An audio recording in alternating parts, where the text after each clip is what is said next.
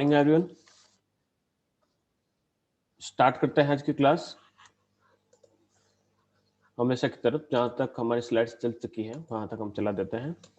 अभी तक जो हमारी जो क्लास रही है उस क्लास के अंतर्गत हमने भारत के विभिन्न भौतिक विभागों के बारे में डिस्कस स्टार्ट किया था और हम इस डिस्कशन में लास्ट डेक्कन प्लेट्यू या जो पेनिसुलर जो भारत है यानी जिसे प्रायद्वीपीय भारत कहा जाता है, उस प्रायद्वीपीय भारत तक हम पहुंच चुके हैं। इस प्रायद्वीपीय भारत के अंतर्गत हम जो लास्ट जो क्लास रही थी उसके अंतर्गत हमने पठारों के बारे में पढ़ लिया था।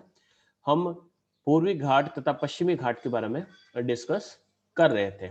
पर्वतों के बारे में हमारा डिस्कशन हो चुका था, फिर भी यहाँ पर थोड़ा सा हम और इस डिस्कशन को रखेंगे जारी।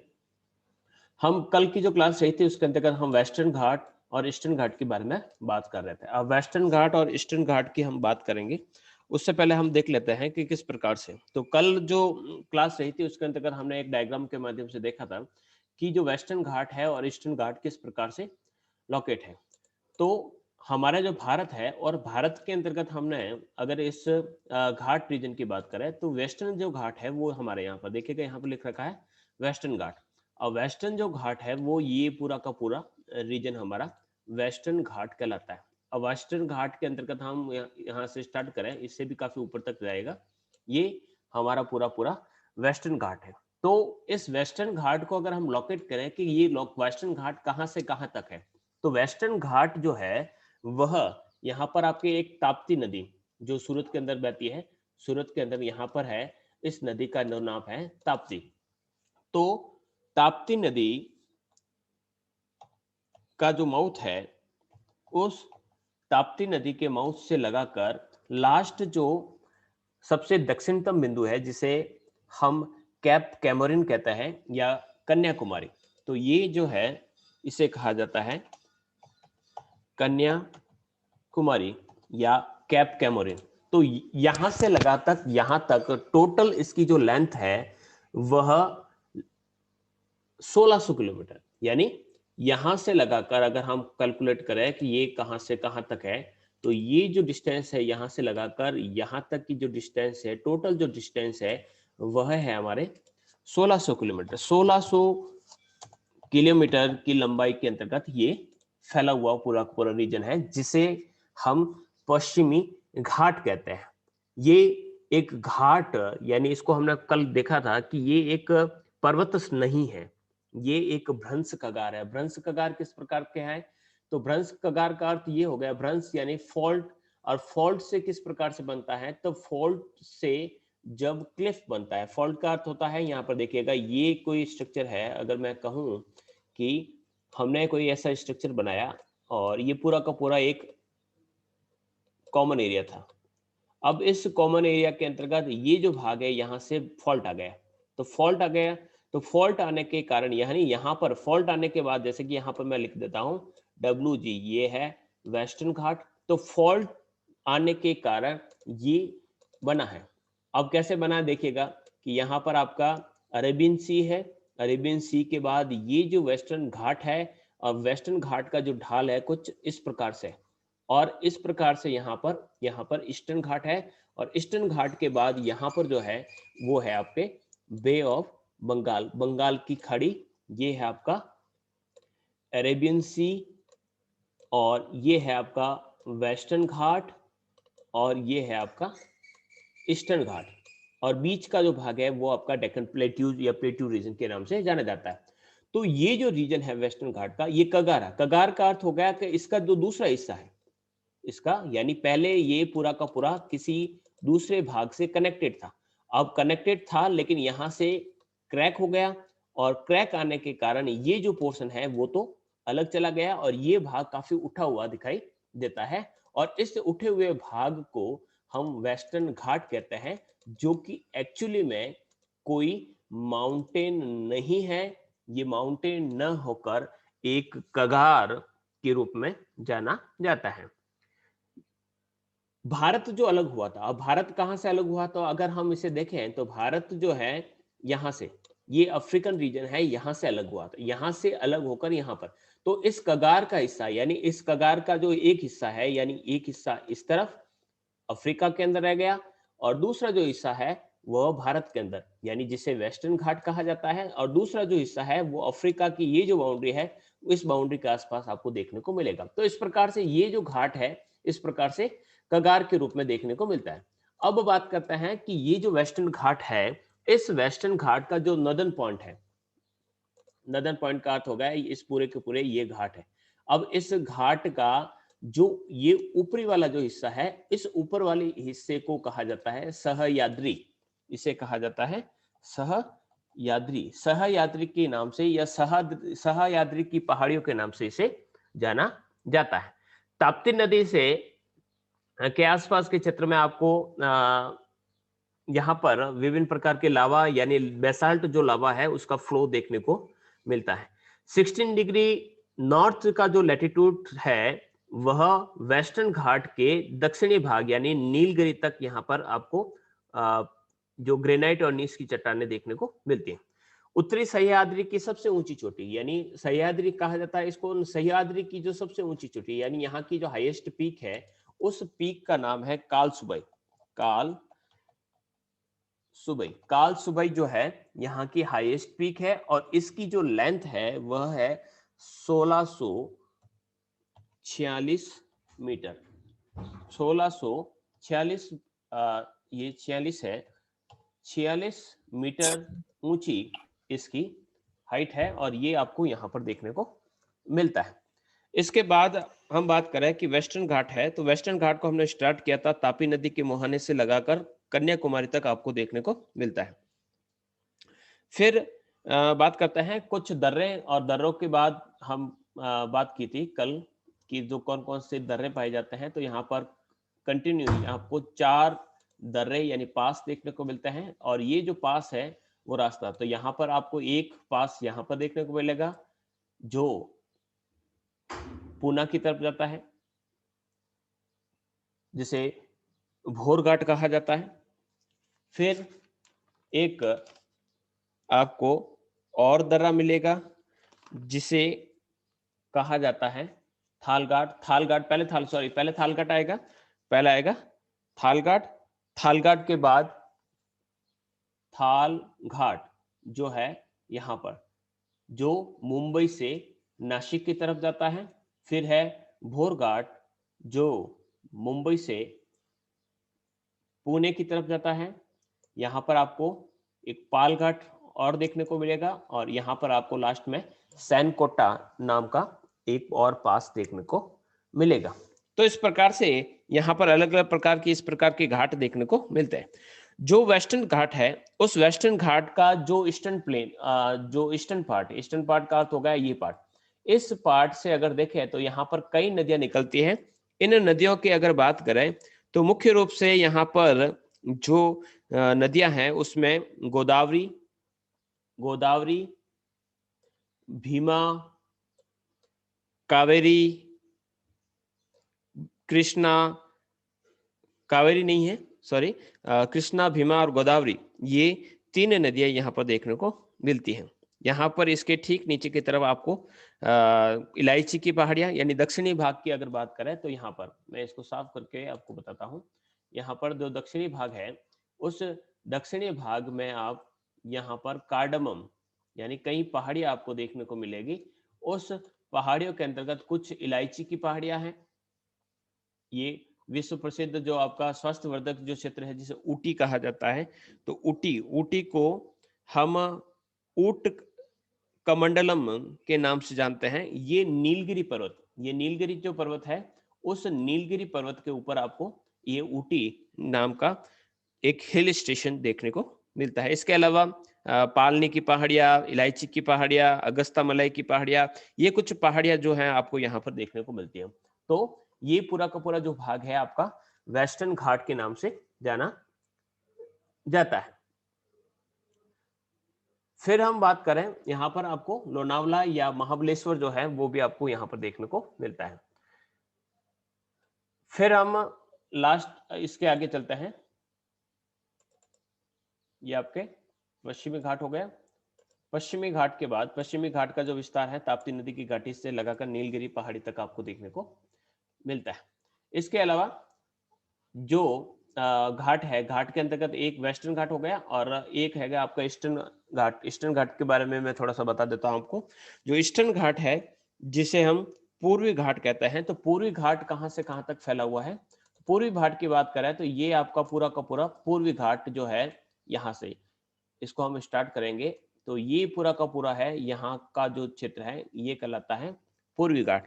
पूर्वी घाट जो है काफी कंटिन्यू है, काफी जगह पर ये टूटा फूटा सा देखने को मिलता है, यानी बहुत सारी नदियां यहाँ से जो बहती है तो उन्होंने इसको काफी इरोजन कर लिया है और इरोजन होने के कारण काफी जगह यहाँ पर बीच बीच में आपको गैप देखने को मिलता है। टोटल जो इसकी लेंथ जो है वो है आपकी 1300 किलोमीटर, यानी 1300 किलोमीटर की लंबाई के अंतर्गत ये देखने को मिलता है। इसका उत्तरी भाग, ये जो भाग है उत्तरी भाग, ये काफी चौड़ा है और दक्षिण की तरफ जाते हैं तो इसके जो भाग है काफी चौड़ाई कम देखने को मिल जाती है। पूर्वी घाट पर बात करें तो आंध्र प्रदेश से तमिलनाडु तक कई पहाड़ियां देखने को मिलती है, जिसके अंतर्गत आपको नन्नामलाई, वेलकोंडा, पालकोंडा, शेषाचलम, नागरी, मेलागिरी, जावादी, सेवराय, सिरुमलाई, ये कुछ पहाड़ियों के नाम हैं जो यहाँ आपको यहाँ पर देखने को मिलते हैं। यहाँ तक कंप्लीट होने के बाद नेक्स्ट हम चलते हैं। नेक्स्ट जो रहेगा हमारा कोस्टल प्लेन, और कोस्टल जो प्लेन है उसको हम किस प्रकार से डिस्कस करेंगे। तो यहाँ पर हम कोस्टल प्लेन को दो भागों में डिवाइड करते हैं, एक तो वेस्टर्न कोस्ट है और एक ईस्टर्न कोस्ट है। यानी जो कोस्ट है उसको हम दो भागों में डिवाइड करके उसके बारे में डिस्कस करेंगे। तो जो पेनिसुलर जो भारत है वहां के पठार से बहुत सारी जो नदियां बहती हैं, वो नदियां अपने साथ जो डिपोजिट लाती हैं, उन डिपोजिट से ये प्लेन्स क्रिएट होते हैं। तो कुछ नदियां बंगाल की खाड़ी में अपना पानी डिस्चार्ज करती है और कुछ रिवर्स जो होती है वो बंगाल की अरब सागर के अंतर्गत आपके पानी को डिस्चार्ज करती हैं। तो ये जो नदियां हैं जो प्रायद्वीपीय भारत के जो पठार है उसका इरोजन करके वहां पर जो मिट्टी और बालू के जो कण होते हैं उसको समुद्र की तरफ डिपोजिट करती है। तो मरीन डिपोजिट जो बनती है जिसके अंतर्गत जलोढ़ यानी एलोविल्स के जो डिपोजिट्स हैं वो आपको देखने को मिलते हैं, और इन्हीं एलोविल्स के डिपोजिट से आपके वेस्टर्न घाट, वेस्टर्न कोस्टल प्लेन और ईस्टर्न कोस्टल प्लेन का निर्माण हुआ। वेस्टर्न घाट के पश्चिम दिशा में स्थित जो मैदान है वह आपका पश्चिमी तटीय मैदान कहलाता है, और इस पश्चिमी तटीय मैदान पर ही आपका मुंबई, कोची और सूरत इत्यादि देश जो शहर है वो बसे हुए देखने को मिलते हैं। यहाँ पर आप देखेंगे कि ये जैसे ही घाट खत्म होता है और घाट खत्म होने के बाद यानी यहाँ पर आप देखेंगे कि जो पहाड़ है उस पहाड़ के यानी घाट यहाँ पर खत्म हो जाएंगे। मैं यहाँ पर थोड़ा सा जूम करता हूँ और जूम करके आपको बताता हूँ कि ये जो प्लेन है किस प्लेन के बारे में बात कर रहे हैं। तो ये जो घाट है देखिएगा, ये घाट जो है ये यहाँ पर कंप्लीट हो जाता है। ये पहाड़ियां यहाँ पर, ये पहाड़ियां हैं। अब ये जो पहाड़ियां हैं ये पहाड़ियां यहाँ पर खत्म हो जाती है, और पहाड़ियों के खत्म होने के बाद यहाँ पर मैं बता रहा हूँ ये जो है ये पहाड़ियां हैं, ठीक है। अब ये वेस्टर्न घाट की पहाड़ियां, अब वेस्टर्न घाट की जो पहाड़ियां हैं उसके बाद ये जो है भाग, ये पूरा का पूरा कोस्टल प्लेन के नाम से जाना। जो वेस्टर्न घाट के पास का प्लेन है वह कहलाता है आपका वेस्टर्न प्लेन, और जो ईस्टर्न घाट की तरफ है वो आपका ईस्टर्न प्लेन के नाम से जाना जाता है। और इसी प्लेन के अंतर्गत आपके बड़े बड़े जो शहर है वो स्थित है, जिसके अंतर्गत आपके प्रायद्वीपीय जो पठार है जो मैदान है प्रायद्वीपीय भाग के अंतर्गत आप देखेंगे तो बड़े बड़े जितने भी जो शहर है अगर नॉर्थ से देखे जाए तो मुंबई आपका इसी प्लेन के अंदर है, क्योंकि देखिएगा ये पहाड़ियां जो है वो पहाड़ियां यहाँ से आ रही है, ये पहाड़ियां हैं और पहाड़ियों के बाद ये आपका मुंबई का ये प्लेन के अंतर्गत है। ये कल्याण, नाला सोपारा, ये सारे के सारे जितने भी जो क्षेत्र है आपके प्लेन्स के अंतर्गत आते हैं। तो यहाँ से लगाकर गुजरात से लगाकर ये लास्ट जो प्लेन है यहाँ पर केरला के अंतर्गत आपको देखने को मिलता है। ये सारा का सारा प्लेन है और प्लेन के ठीक दूसरी तरफ आपको आपको कुछ पहाड़ देखने को मिलते हैं। अगर हम वेस्टर्न घाट के अंतर्गत देखेगा, अगर हम इसको एरिया को लोकेट करें तो देखिएगा ये वेस्टर्न, जैसे जहां जहां पर ये ग्रीन लाइन आ रही है ये पूरा का पूरा आपके वेस्टर्न घाट है, और इसके बाद जो रिमेनिंग जो पार्ट रह जाता है वह कोस्ट के अंतर्गत आपके शामिल किया जाता है। तो इस कोस्टल रीजन जो है, इस कोस्टल रीजन को हम दो भागों के अंतर्गत डिवाइड करते हैं। एक तो रहता है वेस्टर्न कोस्ट और एक रहता है ईस्टर्न कोस्ट। तो मुंबई, कोचीन, सूरत जो है वह आपके इसी कोस्ट के अंतर्गत देखने को मिलते हैं। इसके अलावा चेन्नई, विशाखापट्टनम और भुवनेश्वर की बात करें तो जो ईस्टर्न कोस्ट है वहां पर ये शहर जो है बसे हुए मिलते हैं। जो ईस्टर्न कोस्टल रीजन है, मैदान जो प्लेन है, और वेस्टर्न कोस्टल रीजन का जो निर्माण है, दोनों का निर्माण है भारत यानी जो पेनिसुलर जो इंडिया है वहां से निकलने वाली जितनी यानी जो पठारी भाग से जितनी भी जो नदियां निकलती हैं उनके डिपोजिट्स से, उनके लाए गए सेडिमेंट से इसका निर्माण हुआ। अब इस कोस्ट को हम किस प्रकार से अलग अलग भागों में बांट सकते हैं, तो यहाँ पर अगर आप देखें तो जो मैदानी क्षेत्र है उस कोस्टल मैदान को हम कई भागों के अंतर्गत डिवाइड कर सकते हैं। जैसे कि पश्चिमी कोस्टल मैदान की बात करें तो पूरा का पूरा जो कोस्टल प्लेन है वह कच्छ की खाड़ी से, यानी ये आपकी कच्छ की खाड़ी से लगाकर लास्ट जो है कैप कैमोरिन या कन्याकुमारी तक ये फैला हुआ है। औसत चौड़ाई यानी एवरेज इसकी जो विड्थ है, अगर चौड़ाई की बात करें तो लगभग 64, यानी एवरेज जो है 64 किलोमीटर आपको इसकी चौड़ाई देखने को मिलती है। यह भाग प्रायद्वीपीय भारत के पश्चिमी भाग के अवतलन से इसका निर्माण हो। अवतलन का अर्थ होता है जैसे कि अगर हम कहें कि ये जो भाग डिपोजिट भी हुआ है, यहाँ पर क्रैक आया और क्रैक आने के बाद ये जो भाग है ये यहाँ पर इसका सबडक्शन हो गया। अब इसका जो सबडक्शन हुआ तो ये जो भाग ऊपर वाला ये नीचे चला गया, तो यहाँ पर स्थिति क्या बनती है, ये स्थिति यहाँ पर बन जाती है। ये ऊपर वाला भाग है ये तो कहलाता है आपका वेस्टर्न घाट, और ये जो सबडक्ट हुआ नीचे जिसका अवतलन हुआ जो नीचे चला गया वो कहलाता है आपका प्लेन। और इसी प्लेन यानी जो भाग है यहाँ पर डिपोजिट हुए और डिपोजिट होने के बाद यहाँ पर एक कोस्टल प्लेन क्रिएट हो गया। तो यहां जो कोई है इस भाग को हम 4 भागों के अंदर डिवाइड कर सकते हैं। 4 भाग कौन कौन से? तो सबसे पहला है काठियावाड़ का तट। अब जो काठियावाड़ का जो तट है तो ये काफी ड्राई टाइप का प्लेन है जिसे हम कच्छ का या सौराष्ट्र का तटीय मैदान भी कह सकते हैं। तो ये लगभग कच्छ से लगाकर सौराष्ट्र तक ये आपको प्लेन्स देखने को मिलता है। और यहाँ पर मुख्य जो रिवर्स है तो माही नदी जो आपके राजस्थान से होते हुए भी आती है, तापी, साबरमती, नर्मदा, इन जो नदियां हैं इनके द्वारा जो डिपोजिट हुए हैं इसके कारण इनका निर्माण हुआ है।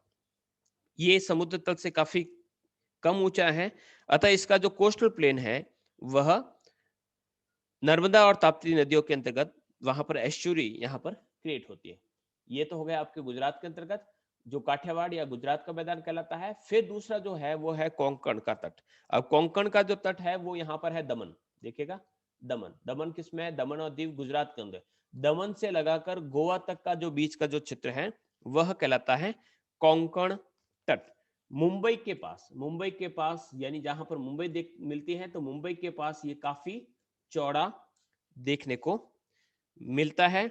मुंबई को चारों ओर से उल्लास की जो संकीर्ण खाड़ी है उसके द्वारा उल्लासनगर का उल्लास की जो नैरो जो बे है यानी खाड़ी है उससे घिरे हुए देखने को मिलता है। ये लगभग वृत्ताकार खाड़ी है जो जहां पर प्रमुख जो बंदरगाह है वो जवाहरलाल नेहरू बंदरगाह जिसे नहावा सोवा कहा जाता है। मुंबई आपको यहाँ पर 2 बंदरगाह देखने को मिलता है, यानी मुंबई के पास आपको 2 नहावा सोवा और मुंबई 2 बंदरगाह यहाँ पर मिलते हैं। बंदरगाह यहाँ पर देखिएगा नवी मुंबई, और बंदरगाह बनने के लिए ये जवाहरलाल नेहरू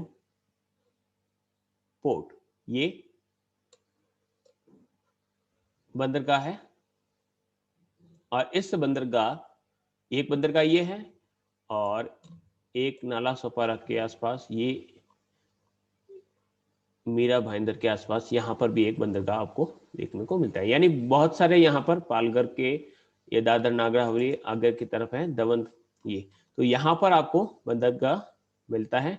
और इस बंदरगाह को जवाहरलाल नेहरू बंदरगाह के नाम से भी जाना जाता है।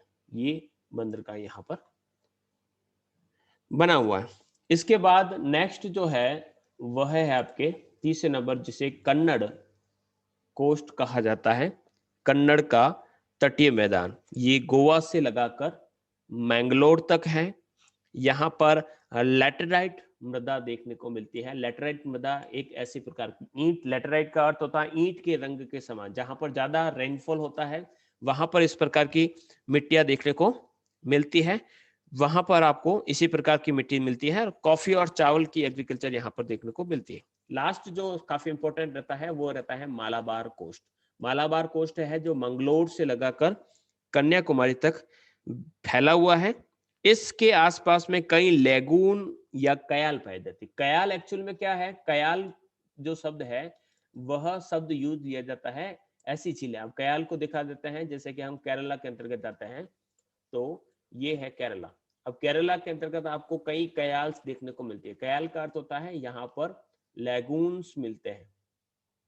लेगून्स क्या होते हैं, अभी जैसे मैप लोड होता है मैं आपको बताता हूँ कि यहाँ पर किस प्रकार से लेगून मिलते हैं। जैसे कि ये आपके एक लेगून है।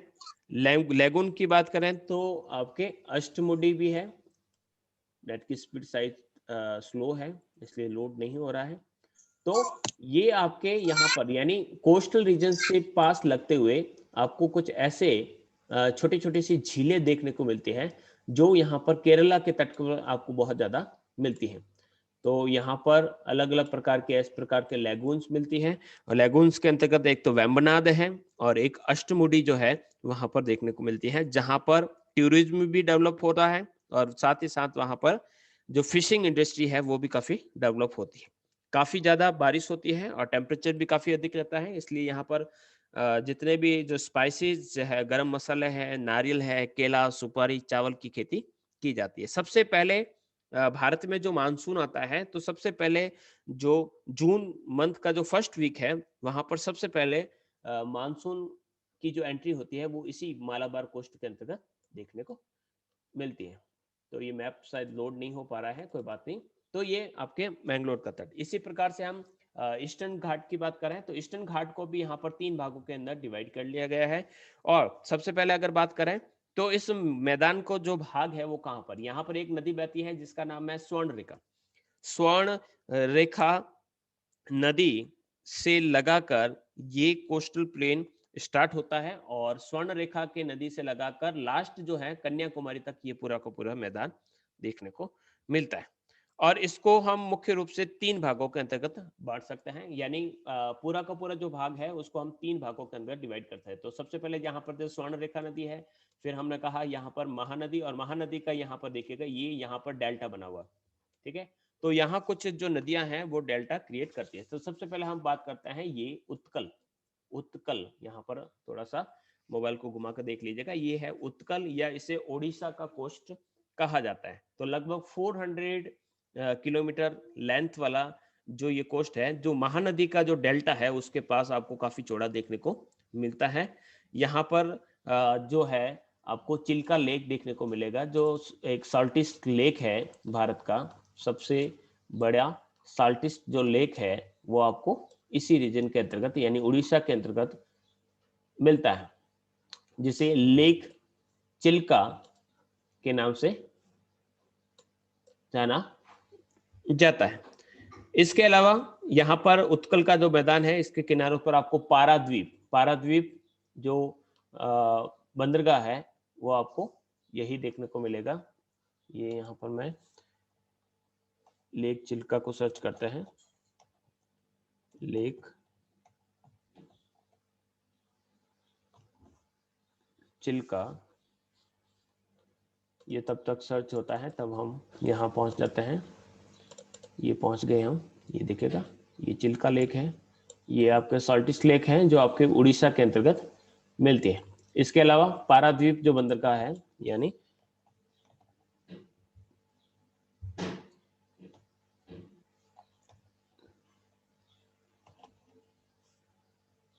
पारादीप की बात करें तो ये यहाँ पर रत्नापुर के पास ये यहाँ पर ये पारादीप का बंदरगाह है, पारादीप का बंदरगाह ये यहाँ पर आपको पोर्ट मिलता है। नेक्स्ट बढ़ते हैं, तो सबसे पहला हो गया आपका उत्कल, और उत्कल के बाद एक बार साफ कर लेते हैं, उत्कल के बाद दूसरा जो है वो है नॉर्थ गवर्नमेंट, जिसे उत्तरी सरकार कहता है। वैसे नॉर्थ गवर्नमेंट नहीं लिखना आपको, केवल याद रखना उत्तरी सरकार ही कहते हैं। अब उत्तरी जो सरकार है, वो जो तट है उसको उत्तरी सरकार का जो तट है, वैसे तो पूरा का पूरा उत्तरी सरकार, इतना पूरे का पूरा उसको उत्तरी सरकार ही कहा जाता है, लेकिन इसको मुख्य रूप से हम आंध्र प्रदेश का जो कोस्टल रीजन है, या इसको काकीनाडा तट भी कहते हैं। तो मोस्ट जो पार्ट है इसका वो आंध्र प्रदेश के कोस्टल रीजन के अंतर्गत आता है। यहाँ पर कृष्णा और गोदावरी, कृष्णा और गोदावरी, ये आपकी गोदावरी नदी है, और गोदावरी और कृष्णा का जो माउथ है वो आपको यहाँ पर देखने को मिलते हैं। माउथ जैसे कि यहाँ पर देखिएगा, ये रिवर है, और रिवर का ये जो माउथ है वो आपको यहाँ पर मिलता है। तो कृष्णा और गोदावरी के जो माउथ है ये आपके, हम यहीं पर है, सॉरी, विशाखापट्टनम,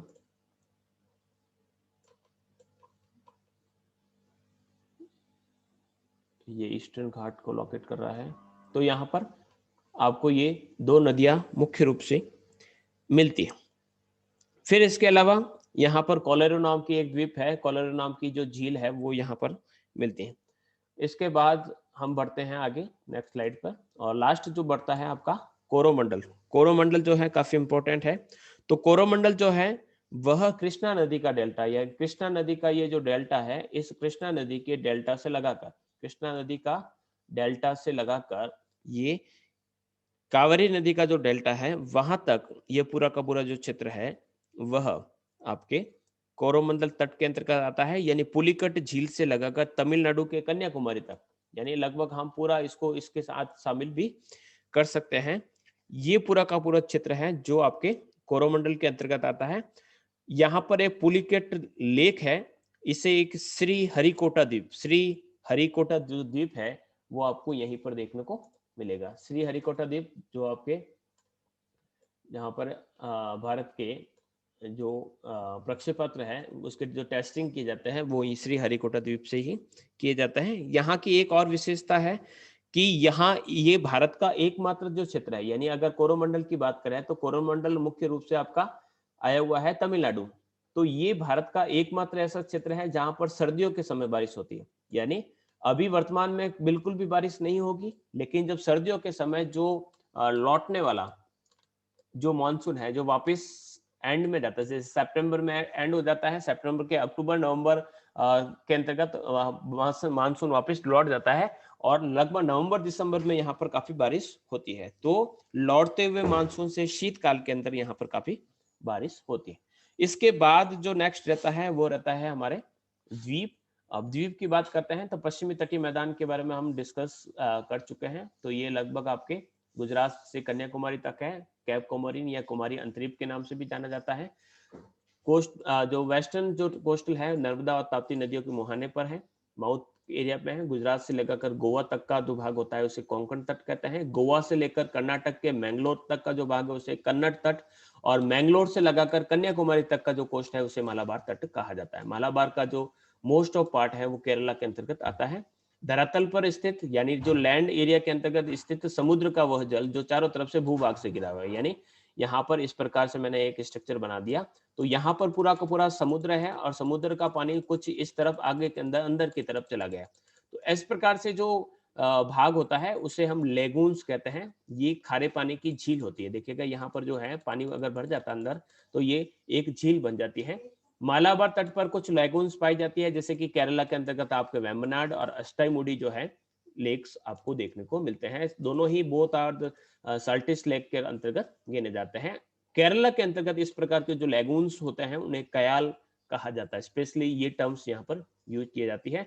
पश्चिमी घाट का जो पश्चिमी किनारा है, यानी जो पश्चिमी किनारे का अर्थ हो गया जो अरबियन सी से लगा हुआ है, जो काफी कगारनुमा का अर्थ होता है एकदम ऐसे सीधा है, अदा इसका जो ढाल है काफी तेज है।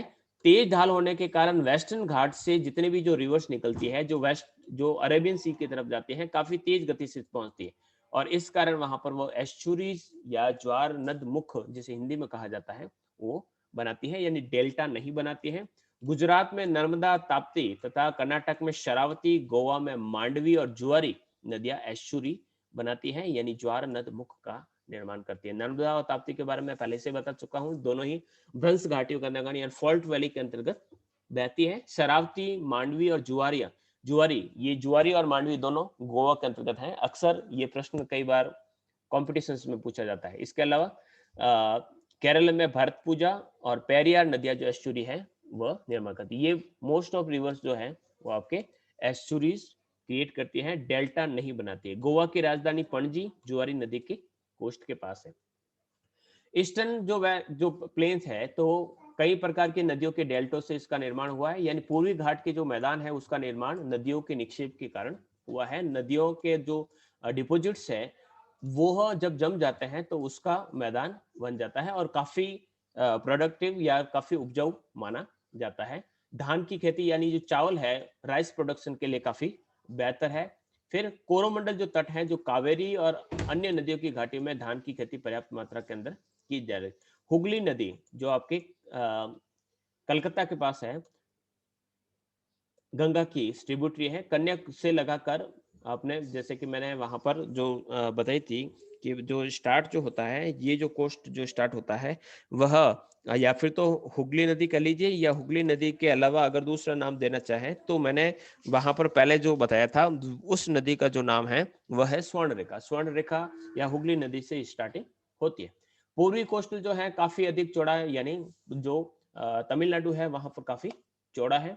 उड़ीसा में जो पूर्वी कोस्ट जो प्लेन्स है उसको उत्कल के नाम से जाना जाता है। आंध्र प्रदेश में गोदावरी और कृष्णा नदियां अपना डेल्टा क्रिएट करती हैं। पश्चिमी घाटी की जो नदियां हैं एस्चुरीज बनाती हैं, लेकिन पूर्वी घाट में जितने भी जो नदियां हैं वो डेल्टा क्रिएट करती है। ये काफी बार मैं डिस्कस कर चुका हूं। उड़ीसा में उत्कल तट, आंध्र प्रदेश में गोदावरी और कृष्णा के बीच के भाग को उत्तरी सरकार कहा जाता है। पुलिकट जो एक लेगून है वह आंध्र प्रदेश और तमिलनाडु की सीमा पर स्थित है और पुलिकट झील जो आंध्र प्रदेश राज्य के अंतर्गत आती है। तमिलनाडु के जो कोस्टल प्लेन है कोरोमंडल कहते हैं, कोरोमंडल तट है वो सबसे ज्यादा, यानी सर्दियों के अंदर जो बारिश होती है वो सबसे ज्यादा कोरोमंडल तट के अंतर्गत होती है। पूर्वी तटीय मैदान पर भी कुछ लेगून्स पाए जाते हैं जिसमें लेक चिल्का है जो साल्टेस्ट लेक है। इसी प्रकार से आंध्र प्रदेश का जो पुलिकट लेक है वो इसी प्रकार से। पुलिकट झील के बीचों बीच एक छोटा सा द्वीप है जिसे श्री हरिकोटा कहा जाता है और इसी पर सतीश धवन अंतरिक्ष केंद्र स्थापित किया गया है। इसके बाद लास्ट जो पोर्शन रहता है हमारी फिजियोग्राफी में वो है भारत के द्वीप। तो हिमालय जो है नवीन यानी न्यूएस्ट फोल्डेड माउंटेन है और भारत के पूर्वोत्तर राज्यों से वे थोड़ा सा दक्षिण की तरफ मुड़ जाता है। हिमालय म्यांमार के अंतर्गत अराकॉन यामा के नाम से जाना जाता है हिमालय। अब हिमालय जो है वहां पर लास्ट में पूर्वोत्तर में दिहांग घाट से कुछ इस प्रकार से आपको देखने को मिलता है। ये जो भाग है आपके कश्मीर के अंतर्गत है, कुछ हिमालय के अंतर्गत, कुछ नेपाल के अंतर्गत, कुछ असम के अंतर्गत, अरुणाचल प्रदेश के अंतर्गत, और ये जो भाग है जो लास्ट यहाँ पर बचता है ये अराकान योमा के नाम से जाना जाता है। बंगाल की खाड़ी के में अराकान योमा पर्वत के ऊंचे हुए भाग को जो एक टापू के समान दिखाई देता है, यानी अराकान योमा काफी जमीन के अंदर लेकिन कुछ भाग बाहर की ओर निकले हुए हैं। तो कहा जा सकता है कि बंगाल की खाड़ी के स्थित जो अंडमान निकोबार जो है वह हिमालय पर्वत का ही बंगाल की खाड़ी के अंदर विस्तार है। बंगाल की खाड़ी के अंदर किस प्रकार से विस्तार है, तो ये जो प्लेन हम अंडमान निकोबार की बात करते हैं तो यहाँ पर ये बताया गया है कि ये जो हिमालय है, हिमालय यहाँ से सानेक्सियल एक्सिस के कारण यहाँ पर, तो ये पूरा का पूरा जो भाग है ये हिमालय ही है। हिमालय का यही भाग यानी अंडमान निकोबार जो है वह हिमालयन पार्ट ही माना जाता है। नेक्स्ट बढ़ते हैं। भारतीय उपमहाद्वीप के अंतर्गत बंगाल की खाड़ी, मन्नार की खाड़ी, अरब सागर, कुल मिलाकर लगभग 222 यहाँ पर आपको द्वीप देखने को मिलते हैं, जिसमें से लगभग 204 केवल बंगाल की खाड़ी के अंतर्गत है और बाकी मन्नार की खाड़ी अरब सागर के अंतर्गत। यानी सबसे ज्यादा जो द्वीप मिलते हैं वो आपको बंगाल की खाड़ी के अंतर्गत मिलते हैं। अरब सागर में आपके द्वीपों की संख्या कम है। भारत के दो प्रमुख केंद्र प्रशासित यानी जो यूनियन टेरिटरीज है जिसमें अंडमान निकोबार और लक्षद्वीप में कई द्वीप देखने को मिलते हैं। अंडमान एवं निकोबार द्वीप समूह के अंतर्गत अराकोम योमा का दक्षिणी भाग माना जाता है। आगे बढ़ते हैं, क्लास खत्म ना हो जाए उससे पहले मैं इसको कंप्लीट करवाना चाहूंगा। अंडमान निकोबार का ये लैटिट्यूड डिस्ट्रीब्यूशन दे रखा है किस प्रकार से फैला हुआ है और टोटल एरिया जो है 8,249 किलोमीटर के अंतर्गत देखने को मिलता है। अंडमान निकोबार के अंतर्गत मुख्य रूप से 4 द्वीप को शामिल किया जाता है। 4 कौन-कौन से द्वीप हैं? तो एक तो है आपका नदन या नॉर्थ अंडमान, अंडमान का सबसे ऊपरी भाग है जिसे उत्तरी अंडमान कहा जाता है। सैडल पीक यहाँ की हाईएस्ट पीक है। मिडिल अंडमान, मध्य अंडमान, अंडमान का सबसे बड़ा द्वीप है और इसी के थोड़ा सा पूर्व की तरफ आपको बैरन आइलैंड जो है, जो बैरन ज्वालामुखी है, वो देखने को मिलता है। मध्य या दक्षिणी अंडमान, दक्षिणी अंडमान, अंडमान निकोबार की जो बोर्ड राजधानी है, जो कैपिटल है पोर्ट ब्लेयर, इसी भाग पर स्थित है। और फिर है लिटिल अंडमान जो सबसे नीचे वाला भाग है और यहाँ पर 10 डिग्री चैनल देखने को मिलता है। तो यहाँ पर 4 भाग इसके किए जा सकते हैं। यहाँ पर देखिएगा, यहाँ पर इसके 4 भाग, सबसे ऊपर वाला जो भाग है, ये वाला भाग, ठीक है। तो यहाँ पर अगर द्वीपों की बात करें तो यहाँ पर द्वीप जो है, उस द्वीपों को हमने 4 भागों के अंतर्गत डिवाइड कर दिया है। सबसे ऊपर वाला जो भाग है, जैसे कि अगर बात करें तो यहाँ पर आपको एक कोको चैनल, यहाँ पर आपको कोको चैनल मिलता है। यहाँ पर कोको चैनल के बाद यहाँ पर आपको उत्तरी अंडमान, यानी उत्तरी अंडमान जैसे ही पूरा होता है, जैसे कि ये आपका पूरा पूरा उत्तरी अंडमान है। उत्तरी अंडमान के बाद यहाँ पर एक पास और मिलता है, रास्ता मिलता है, जिसे डंकन पासेज के नाम से जाना जाता है। और दक्षिणी अंडमान और लिटिल अंडमान के बीच में यहाँ पर आपको डंकन पास मिलता है। 10 डिग्री चैनल का जो है, 10 डिग्री लैटिट्यूड की जो लाइन है, वह लिटिल अंडमान तथा कार निकोबार के बीच में। तो इस प्रकार से यहाँ पर 4 पोर्शन आपको देखने को मिलते हैं। नेक्स्ट बढ़ते हैं आगे। अंडमान द्वीप की जो हाईएस्ट जो पीक है, वह आपकी सैडल पीक के नाम से जानी जाती है। ये कुछ स्लाइड चल जाएगी, मैं चाहूंगा कि आप एक बार वापस इसे रीजॉइन करें।